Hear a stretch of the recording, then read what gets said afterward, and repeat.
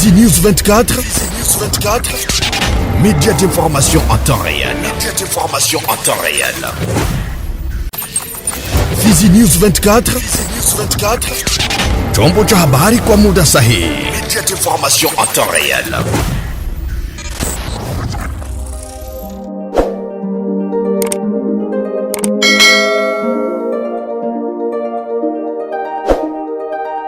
Habari za wakati huu mpenzi mtazamaji wa Fizi News 24, na kukaribisha kuweza kufuata taarifa habari kwa lugha tukufu la Kiswahili, na kwa nikikusamini kila mara kwa kuendelea kurufuata vilivyo na kutupa muda wako. Hii ni Fizi News 24 inakujia mashariki mwa nchi ya Jamhuri ya Kidemokrasia ya Kongo. Nitakuomba uweze kuandamana nasi mwanzo hadi mwisho, nasema karibu. Habari zetu zitaanzia na uko Uvira ambako mapigano makali yameripotiwa siku ya tatu ya tarehe 6 Mei 2026 katika eneo la tarafa la Uvira aswa kwenye vijiji vya Kigoro, Kigurwe na Kabunambo vilivyopo kwenye umbali wa kilomita 26 kaskazini mwa mji wa Uvira, jimboni Kivu ya Kusini, mashariki mwa DRC. Kwa mujibu wa vyanzo vimoja tulivyozungumza navyo, mapigano hayo yamepambanisha waasi wa M23 dhidi ya vikundi vya wazalendo wanaofanya kazi pamoja na jeshi la FARDC.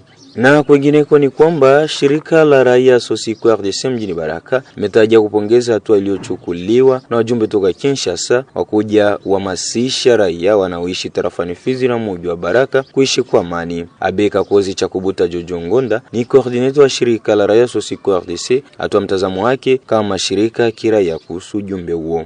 Kwanza bwana mtangazaji, ni furaha kubwa kuona kwamba chef de l'etat ambapo alielewa kwamba huku watu wanaishi na namuna ya sitofahamu, kutokuwa na ile mshikamano bora kati ya jamii zote, na tumemshukuru kwa sababu alielewa hilo na kutuma conseiller wake Kongolo Jacques alitoka Kinshasa ili aje ahamasishe watu namna gani ya kuishi pamoja. Ya pili, tunamshukuru mzee William Yakutumba, alifanya nguvu zake zote ili kusikiliza raia wa ngambo zote na kuangalia namna gani yeye na wengine wa raia wanaweza shikamana pamoja ili kuleta amani. Ya tatu, tunamshukuru komanda region wa 33e region militaire ya Sud Kivu AI mwenye kwa hapa Colonel Mark na watu wengine wote ambapo walikuwa pembezoni mwake, kwa kusema kwamba ni lazima watu watafute amani kwa kuishi pamoja, kwa sababu vita inakuwa inaharibu, vita inaua, vita inafanya kila kitu kuchonganisha watu. Na hiyo ilikuwa ni furaha yetu, kwa sababu kwa sasa hivi watu wanapasha kutembeleana, watu wanapasha kuishi pamoja, watu wanapasha kusemeshana na kuepuka zaidi kuhesabu yale ambapo yalipita, na hiyo inaweza katuletea amani kubwa sana. Mwisho, kiongozi huyo amewataka raia kutokuwa na tabia ya kufuata habari zinazotolewa kwa mitandao ya kijamii, hasa audio zinazotolewa na watu wa nia mbaya kutoka nje ya nchi. Ujumbe wangu ni kusema kwamba wakongomani wote, hakuna asiyekuwa mkongomani, kwa sababu rais mwenyewe wa nchi alisema pale kwamba Mubembe, Mufuleru, Munyindu, Munyamulenge wote ni wakongomani na lazima waishi pamoja.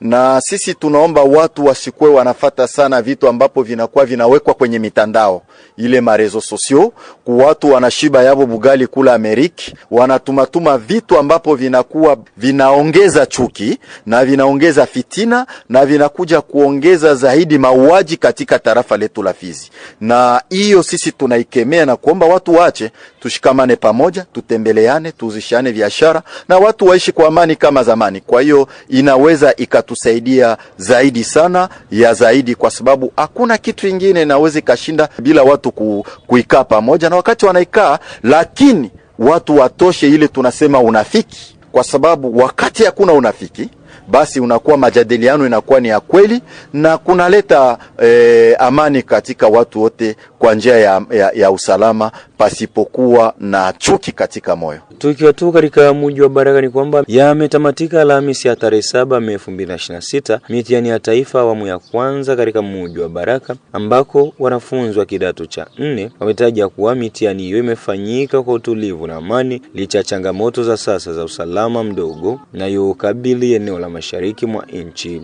Wakiwa kwenye mahojiano na TV yako, wanafunzi hao wamesema kuwa mengi waliofundishwa mashuleni ndio ambayo yalikuja kwenye maswali, na hivyo wana imani kubwa watafaulu mitihani hii. Examen tulirecevoir depuis lundi. Tunashukuru juu examen iko napita mzuri kwa kila mtu alitumika kwa vile gisi anajua, na ni bia kweli vyote tulibiona kwa masomo na ni bia ku niveau yetu. Examen ilipita sawa kabisa. So vitu changamoto zilikuwa eko, unafika mapema, examen unakia kuti inaanza nyuma, unakia toka zima sama 15h 16h, hiyo ndio changamoto ilikuwa eko kabisa. Mtihani ulikuwa sawa kabisa. Sofike tulianza na boga, lakini kufika katikati sasa vichwa vilitulia. Tulitumika kabisa, tulitumika. Nilikuwa najifunza kwanza sana, na sasa niliingia msale kwa tegemea kama diploma itakuya. Sofike tunatokaka na maespoir kia kutana bilishanje kabina kwa kana changer ya tujui, lakini niko na tumaini itakuya. Tena itakuya na pointi nyingi sana. Examen ilipita sawa kabisa paske tulianza sawa na tunamaliza sawa kabisa. Na masurvey ya badi centre, donc kila kitu ilikuwa iko budi kabisa iko sawa. Examen ya dissertation vraiment gizi walikuwa natuambia kunyumba haina njoo gizi tulikuwa ikuta huko. Juu kunyumba walikuwa natutisha sana, dissertation vya mingi kupata maide vya wapi vitatoka wapi, lakini tulifanya kuingia tu na tukakuya kuta vitu viko bien kabisa, vitu viko sawa na tulianza sawa na tukafika mwisho mzuri. Kwa upande wangu mtihani ulipita mzuri sana kabisa. Hakuna tofauti. Manake ni vile vile tu. Nilisoma kae sana na ndio maana niliweza. Manake ukikuwa mwanafunzi ukue msizi ifo some sana kae. Leo tulimaliza na oral de France. Dissertation sio vyenye niliona inakuwa napatiwa juu vyenye bilikuwa kule tuliona vinaendana na vyenye tunasoma hapa kwanza. Mtihani ulipita sawa, labda kulikuwa tu tatizo za kugawa mitihani nyuma, lakini vitu vyote vilipita tu sawa. Wazazi wategemea tu kupata, kwa sababu kisa ambavyo nilivyotumika naona tu nitumika vizuri na taweza kupata, vikiendelea vitakuwa sawa. Examen kwa upande wetu, examen ilipita vizuri, hakuna shida yoyote. Kwa viongozi hakuna tatizo, na wasilivea tulikuwa sikilizana na madakika tulikuwa naheshimiana, vitu vikapita vizuri.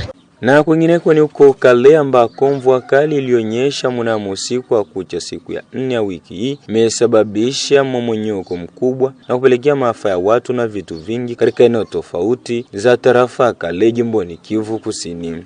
Taarifa tunazo ni kwamba mvua kali ilinyesha kwa muda mrefu na kusababisha mtu mmoja kufariki na mwingine kujeruhiwa vikali. Upande mwingine, nyumba nyingi zimeripotiwa kupelekwa na mmomonyoko mkubwa wa ardhi na kuacha raia wengine wengi bila makao yao, kama alivyohakikisha hapa Sariki Jish, kiongozi wa shirika la raia pa Minova. Mvua nyingi ilionyesha usiku wa tarehe 5 na tarehe 6 iliweza kufanya maafa mengi ndani ya Mayabuzi, teritwari ya Kale. Imeweza kumuua bwana Monderi Zunguruka na aliweza kupatikana kwenye ziwa Kivu wakati maji ya mvua iliweza kumpeleka ndani ya ziwa. Kuna kwa mama mwingine ambaye anakuwa ndani ya hali mbovu sana, ambaye amejeruhiwa na alipatikana ndani ya matope, na kwa sasa anapatikana ndani ya centre de santé ya Kasunyi ndani ya village ya Bush. Miji ambayo imeguswa na matatizo ya mvua hiyo ni village ya Busha, village ya Kishinji na village ya Mulala. Zaidi kwenye maaveni Kasunyi, Bukokomi, Mahuke na hata Buhumba Sant, sababu masomo ya EPDR imeweza kuharibika.